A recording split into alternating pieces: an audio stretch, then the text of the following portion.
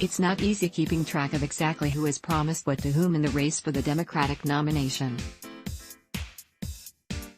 Two of the most prominent candidates, Sen. Bernie Sanders, I. Vermont, and Senator Elizabeth Warren, D. Mass., have made free college and student debt forgiveness central pillars of their presidential bids.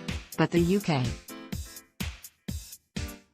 has moved in the opposite direction, with astonishing results. After nearly 40 years of offering free college, starting in 1998, students in England were asked to pay about $1,200 per year.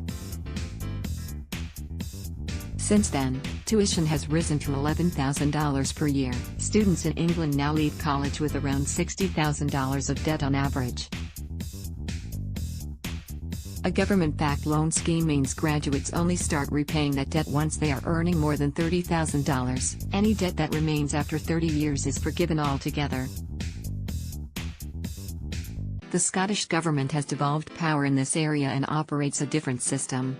Yet today the number of university students from poor backgrounds is larger than it has ever been. The story of why the British government opted to end a policy similar to those proposed by leading Democrats, and what has happened to higher education in the UK since, is instructive for the American debate. The case for a free college is simple enough: higher education should be for the many, not the few. In the US, today's eye-watering costs prevent that from being the case. Sanders called it a national disgrace that many Americans don't attend college not because they are unqualified, but because they cannot afford it. Counterintuitive though it might seem, a desire to broaden access and increase the number of young Brits in college was exactly why the UK opted for the opposite course from the one Sanders is proposing. Before the introduction of tuition fees, government resources could not keep up with increased demand for university education. Per student funding dropped by 40% in the last 2 decades of the tuition-free system. In order to keep costs under control, the government spent less per student and rationed the number of spots available, but costs continued to balloon. What's worse, students from better-off backgrounds were more likely to grab one of the limited number of spots, so it was students from poor backgrounds who suffered. With the gap in degree attainment between rich and poor widening, Britain faced a choice: an elitist university system in which the state subsidized the education of a select few who managed to perform well on high-stakes tests, or giving many more people the opportunity to earn a university degree by shifting part of the financial burden from the state to the individual. It opted for the latter. Today, students pick up the bill for, on average, around 65% of the cost of the education they receive, with taxpayers plugging the gap. Students are enrolled than ever before, and those students benefit from more per student funding than the generations that paid nothing for college. Democratic presidential hopefuls say they want to get more students from poor backgrounds enrolled in college. In the UK, the best way to do that was by charging, not by making college free.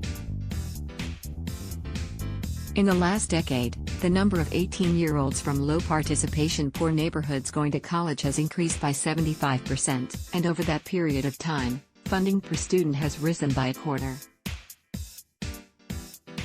There have never been more young Brits who qualify for free school meals going to college. As in America, the question of how to fund higher education in Britain is far from settled. Jeremy Corbyn, the leader of the left-wing Labour Party, backed the abolition of tuition fees at the last election.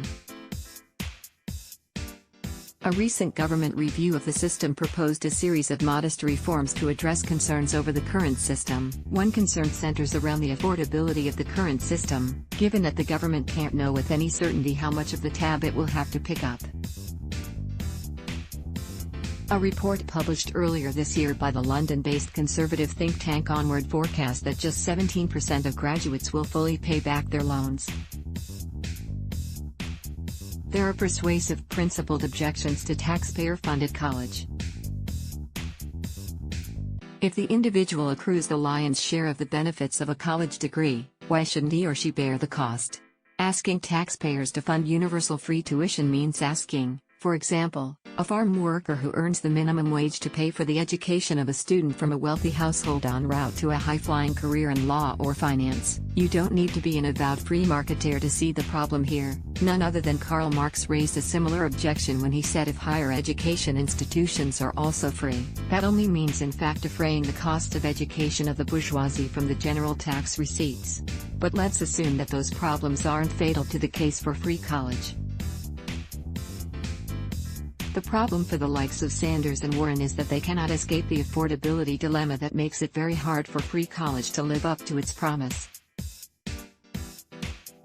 Either other public spending priorities face the squeeze to fund universities, or the number of spots available at publicly funded schools must be capped.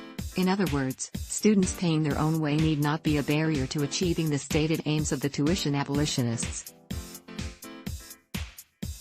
Sanders and Warren use free education and universal education interchangeably.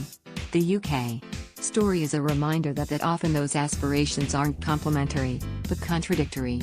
Let's block ads.